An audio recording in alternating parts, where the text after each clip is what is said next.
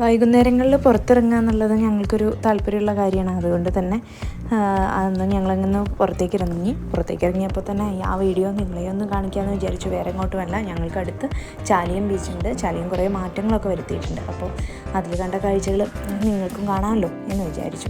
ഇപ്പോൾ കടന്നു പോയത് നമ്മൾ ടൈൽ ഫാക്ടറിയാണ്, ഫറൂഖിൽ നിലനിൽക്കുന്നതാണ്. ഇപ്പോഴും കുട്ടികളൊക്കെ ടൂറൊക്കെ ആയിട്ട് പല സ്ഥലങ്ങളിൽ നിന്നും, നമ്മുടെ അടുത്തുള്ള സ്ഥലങ്ങളിൽ നിന്ന് പോലും വന്നിട്ട് കാണാറുണ്ട്. നല്ല രസകരമായ ഒരുപാട് കാഴ്ചകൾ അതിനുള്ളിലുണ്ട്. എങ്ങനെയാണ് ഓട് നിർമ്മിക്കുന്നത്, അങ്ങനെയുള്ള കാര്യങ്ങളൊക്കെ നമുക്ക് കാണാൻ പറ്റും. പിന്നെ ഇങ്ങനെ യാത്രയാണ്, ഞങ്ങൾ പോയിക്കൊണ്ടിരിക്കുകയാണ്. സന്ധ്യ ആവുമ്പോഴേക്കും എത്തുക എന്നുള്ളതായിരുന്നു ലക്ഷ്യം. ഞങ്ങളിങ്ങനെ സൺസെറ്റ് ആവുകയാണ് എന്നുള്ള പ്രതീക്ഷയിൽ അതിന് മുന്നേ അവിടെ എത്തണം എന്നുള്ള ചിന്തയിൽ ഇങ്ങനെ പോയിക്കൊണ്ടിരിക്കുകയാണ്. കാണാമല്ലോ.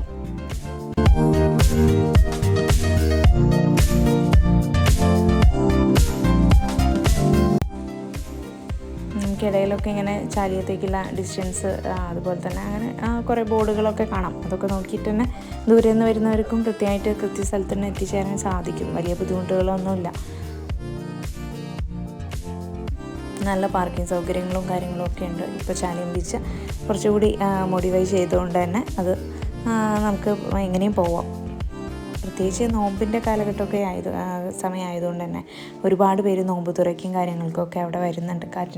കാറ്റേറ്റുകൊണ്ട് എല്ലാവരുടെയും കൂടെ ഇരുന്നുകൊണ്ട് നോമ്പ് തുറയൊക്കെ നടത്താൻ പറ്റിയ നല്ലൊരു സൗകര്യം ഉണ്ടെന്ന് തന്നെ പറയാം. പിന്നെ ഞങ്ങളവിടെയുള്ള ഓരോ കാഴ്ചകളിലൂടെയും ഇങ്ങനെ പോവുകയാണ്. കണ്ടത് തന്നെയാണ്. പക്ഷേ ഞങ്ങൾക്ക് എത്ര കണ്ടാലും ചിലപ്പോൾ നമ്മൾ ഓരോ ദിവസവും ഓരോ കാഴ്ചകളും ഒരേപോലെ ആയിരിക്കില്ല നോക്കി കാണുന്നത്. നമ്മുടെ മൈൻഡിൻ്റെ രീതികൾക്കനുസരിച്ച്, സന്തോഷത്തിനനുസരിച്ചൊക്കെ തന്നെയാണ് അത്. അപ്പം ഞങ്ങൾ ഇടയ്ക്കിടയ്ക്ക് പോകും.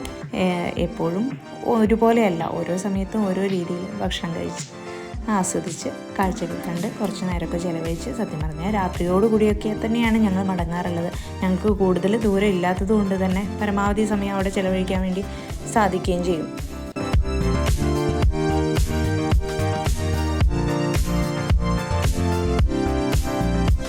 കുറച്ച് വീഡിയോസൊക്കെ ഷൂട്ട് ചെയ്തു ആ സമയത്തെന്ന് പറയാം. നമ്മുടെ സാഹചര്യം ഒത്തു വന്നപ്പോൾ നല്ല വലിയൊരു തിരക്കൊന്നും ഇല്ലായിരുന്നു. അപ്പോൾ കുറച്ച് വീഡിയോ ഒക്കെ ചെയ്തു. പിന്നെ കുട്ടികളെ കൊണ്ടുപോകുമ്പോഴുള്ള പ്രശ്നം എന്ന് വെച്ചാൽ, നോമ്പിൻ്റെ കാലഘട്ടം ആയതുകൊണ്ട് തന്നെ കടകളൊന്നും തുറന്നിട്ടില്ലായിരുന്നു. ആദ്യമേ പോകുമ്പോൾ ഞങ്ങൾ ഫസ്റ്റിൽ കാണുന്ന കടയിൽ നിന്ന് നല്ല ചൂട് കോളിഫ്ലവർ വറുത്തെടുത്തതും അതുപോലെ തന്നെ എഗ് ഫ്രൈയും ഒക്കെ കഴിച്ചിട്ടാണ് പോകാറുള്ളത്. പക്ഷേ അന്നില്ല, നോമ്പാണല്ലോ. അപ്പോൾ അതുകൊണ്ട് നോമ്പ് തുറക്കുന്നവരെ കടകളൊന്നും ഏകദേശം തുറക്കില്ല. അതുകൊണ്ട് തന്നെ കിച്ചുവിന് നല്ല വിശപ്പൊക്കെ ഉണ്ടായിരുന്നു. അതുകൊണ്ട് അവനാകെ കുറച്ച് അലമ്പ് ആയിരുന്നു. വിശപ്പ് തുടങ്ങിക്കഴിഞ്ഞാൽ അങ്ങനെയാണല്ലോ, കുട്ടികളെ പിടിച്ചാൽ കിട്ടില്ല. പിന്നെ എന്തെങ്കിലും വയറ് നിറയ്ക്കുക എന്നുള്ളതാണ്. അത് കഴിഞ്ഞാൽ പിന്നെ അവർക്ക് സന്തോഷം ഉണ്ടാവുള്ളൂ. അങ്ങനെ ഞങ്ങളിങ്ങനെ പോയി. പിന്നെ കുറേ ദൂരത്തോളം നടക്കണം.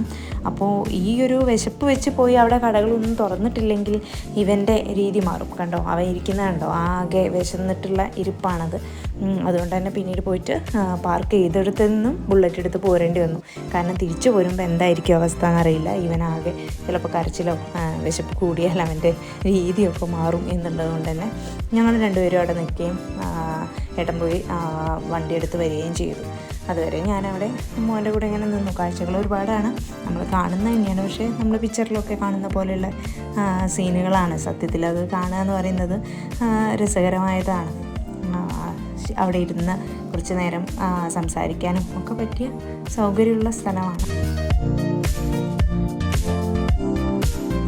അങ്ങനെ ആളെത്തിയപ്പോൾ പിന്നെ കിച്ചുവിന് അപ്പം കുറച്ചുകൂടിയായി. അതിന് മുകളിൽ കയറി വേഗം പോവാം എന്നുള്ള അവസ്ഥയായി. പിന്നെ അവന് വേഗം ഭക്ഷണമൊക്കെ വാങ്ങിക്കൊടുത്തതിൻ്റെ ശേഷമാണ് കേട്ടോ അവനൊന്ന് അടങ്ങിയത്.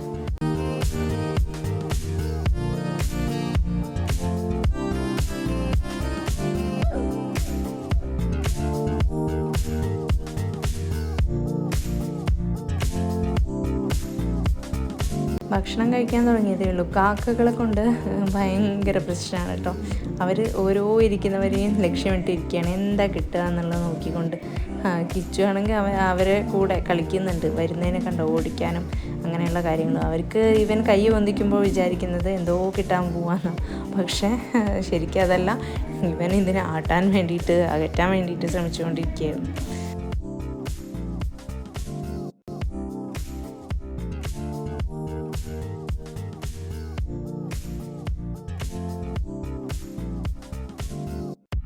ഞങ്ങൾ വെള്ളത്തിലിറങ്ങി കളിക്കുകയൊന്നും ചെയ്തിട്ടില്ല. ആ സൈഡിൽ കണ്ട ഭാഗത്ത് വെള്ളത്തിൽ ഇറങ്ങാനൊക്കെ കഴിയും. പക്ഷേ എന്തോ ഇപ്പോൾ കിച്ചുവിനും വലിയൊരു ഇൻട്രസ്റ്റ് ഇല്ല.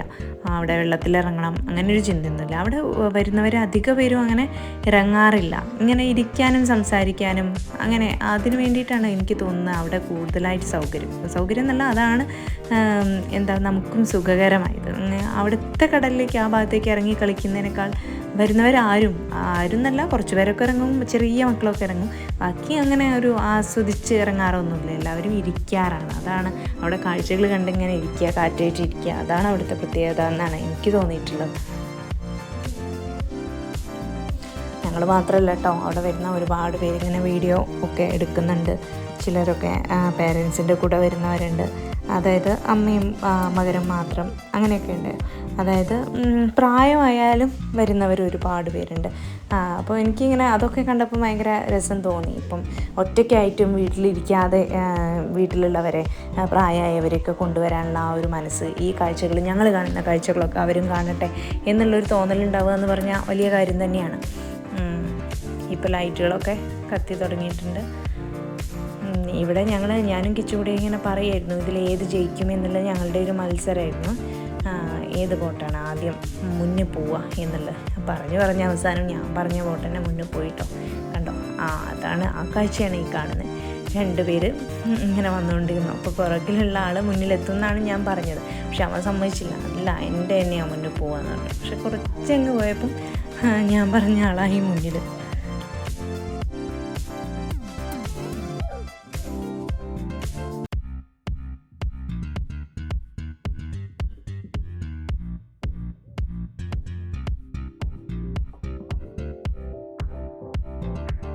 ഈ ഒരു നോമ്പ് ആയതുകൊണ്ട് തന്നെ ആളുകൾ കുറവാട്ടോ. ഈ സന്ധ്യ നേരത്തൊക്കെ കുറവാണ്. ശരിക്കും എന്താ പറയുക, നോമ്പ് തുറയ്ക്ക് ശേഷം വരുന്നവരും അല്ലെങ്കിൽ അതിനായി വരുന്നവരൊക്കെ ഉള്ളത്. അല്ലാതെ അതിന് നേരത്തെ ഉണ്ടാകുന്ന ആ ഒരു ഇത് കുറവുണ്ട്. പ്രത്യേകിച്ച് മാർച്ച് മാസം ആയതുകൊണ്ട് എക്സാമിൻ്റെ സമയം കൂടിയല്ലേ, അതുകൊണ്ടായിരിക്കും തിരക്ക് ചിലപ്പോൾ ഇത്രയും കുറവെന്ന് തോന്നുന്നത്. അല്ലെങ്കിൽ എപ്പോഴും നന്നായിട്ട് ആളുകൾ വരാറുണ്ട്.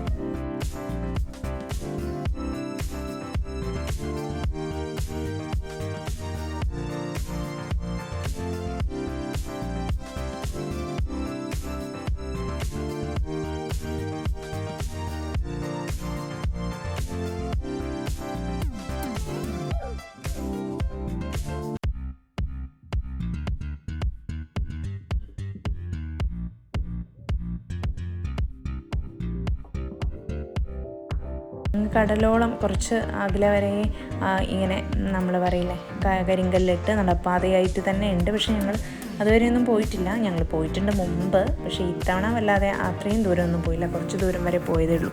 പിന്നെ ഞങ്ങൾ അവിടെ ഇരുന്നു മറ്റുള്ളവരെയൊക്കെ നോക്കി, മറ്റുള്ളവരുടെ രീതികളൊക്കെ നോക്കി കണ്ടിരിക്കുക എന്ന് പറയുന്നത് രസമാണ്. നമ്മളിന്ന് വ്യത്യസ്തരായ ഒരുപാട് ആളുകളുടെയും അവരുടെ രീതികളൊക്കെ നമുക്കിങ്ങനെ കാണാൻ പറ്റുമല്ലോ. അങ്ങനെ വിശപ്പ് 2ാം ഘട്ടവും തുടങ്ങിയപ്പോഴാണ് ഞങ്ങൾ ഇവിടേക്ക് എത്തിയത്. ആ കടയുടെ അടുത്ത് അതിൻ്റെ ഇടയിൽ ഞാനും അവനും കൂടി ആ വഴക്കുണ്ടാക്കി. ഞങ്ങളുടെ വഴക്കെന്ന് പറഞ്ഞാൽ ഞാൻ അവൻ്റെ കൂടെ നന്നായിട്ട് അങ്ങനെ തന്നെ വഴക്കിട്ട് കളിക്കാറാണ്. അതുകൊണ്ട് തന്നെ എപ്പോഴും കരച്ചിലും പിഴിച്ചിലും ഒക്കെ ഉണ്ടാവും. അവിടുന്ന് തെറ്റി അച്ഛൻ്റെ കൂടെ അവൻ പോവുകയൊക്കെ ചെയ്യുന്നുണ്ട്. അവന് വേറൊന്നല്ല, എന്തോ വെള്ളം കുടിക്കണം എന്നാണ് പറഞ്ഞത്. പക്ഷെ ഞാൻ സമ്മതിച്ചില്ല. മഞ്ഞപ്പിത്തം കാര്യങ്ങളൊക്കെ ഉള്ളതുകൊണ്ട് അങ്ങനെ വേണ്ട, എന്തെങ്കിലും പറ്റിപ്പോയാൽ പിന്നെ നിൻ്റെ ഒരു ഭക്ഷണം കഴിക്കാറുണ്ടാവില്ല, അതോടുകൂടി എല്ലാ കൊതിയും തീരും എന്നൊക്കെ പറഞ്ഞ് പേടിപ്പിച്ചു. അപ്പോൾ അത് ഇഷ്ടപ്പെട്ടില്ല, അതിനുള്ള കരച്ചിലായിരുന്നു. പിന്നെ അതിൻ്റെ ശേഷം ഞങ്ങൾ ഒന്ന് നടക്കുക എന്ന് പറയുന്നത് ചില സമയത്ത് നമുക്ക് ഇങ്ങനെ നടക്കാറുണ്ട്. പക്ഷേ അന്ന് നടന്നൊന്നുമില്ല, കുറച്ച് ഭാഗമേ നടന്നുള്ളൂ. അപ്പോൾ പിന്നെ കാഴ്ചകൾ മുഴുവൻ കാണിക്കാമെന്ന് വിചാരിച്ചു. പിന്നെ ഞങ്ങൾ അവിടെ തന്നെ ബുള്ളറ്റ് നിർത്തിയോണ്ട് അതെടുത്തങ്ങ് ഒന്ന് പോയി കാഴ്ചകളൊക്കെ ഒന്ന് കാണിച്ച് ഫോണിൽ തന്നെ ഇങ്ങനെ കാണിച്ച് ഇങ്ങനെ വരാമെന്ന് വിചാരിച്ച് വീഡിയോ എടുത്ത് ഇങ്ങനെ പോകും. നടന്നു പോയില്ല, ഇത്രയും ദൂരം നടക്കാനുണ്ട്. അപ്പോൾ അത്യാവശ്യം നമുക്ക് സംസാരിച്ച് നടക്കുക കുറച്ച് ദൂരത്തോളം നടക്കാനുണ്ടല്ലോ. അപ്പോൾ പിന്നെ പോരാനായി ഈ ഒരു സങ്കടവും കരച്ചിലൊക്കെ ആയപ്പം ഞങ്ങൾക്ക് തോന്നി വേഗം വീട്ടിലേക്ക് വിടുക തന്നെയാണ് നല്ലതെന്ന്. അപ്പോൾ ഇങ്ങനെ ഫോട്ടോസൊക്കെ എടുത്ത് വീഡിയോ വെച്ചുകൊണ്ട് പോന്നു. അതുപോലെ തന്നെ ഈ ഒരു ബൈക്ക് കയറിയതുകൊണ്ട് അവൻ അടങ്ങിയിരുന്നു, ഇല്ലെങ്കിൽ കുറച്ചൊരു പ്രശ്നത്തിൽ തന്നെയായിരുന്നു. കുട്ടികൾക്ക് ഓരോ സമയത്ത് അവരുടെ ആഗ്രഹങ്ങൾ പെട്ടെന്ന് നടക്കണം എന്നേ ഉണ്ടാവുള്ളൂ. അതിന് ശേഷമുള്ള കാര്യം എന്താണെന്നൊന്നും അവർക്ക് അറിയില്ലല്ലോ. അത് നമ്മൾ പറഞ്ഞു കൊടുക്കുമ്പം പലപ്പോഴും എന്തായിരിക്കും, അവിടെ ഒരു കച്ചറ അല്ലെങ്കിൽ ഒരു വഴക്കുണ്ടായിരിക്കും. ആ വഴക്കിൻ്റെ പ്രധാന കാരണം ഞാനും അവനും ആയിരിക്കും. എപ്പോഴും അങ്ങനെയാണ് ഉണ്ടാവാറുള്ളത്.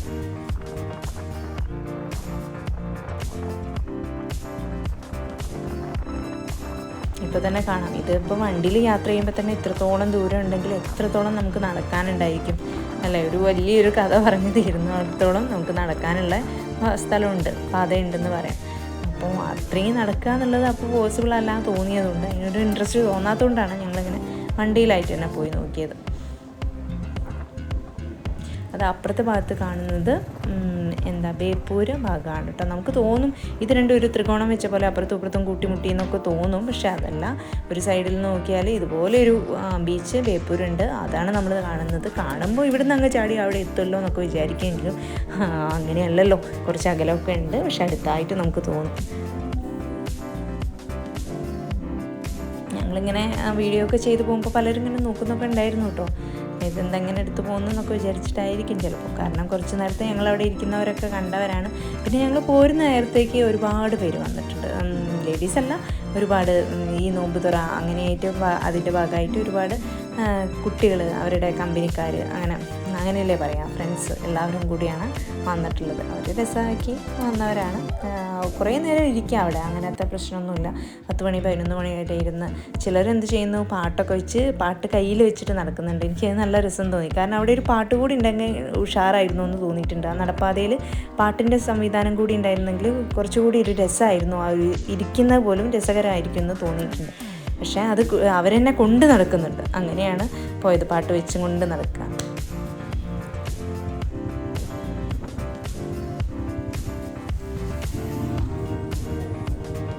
അങ്ങനെ അവസാനം ഞങ്ങളുടെ യാത്ര അങ്ങനെ വീട്ടിലേക്ക്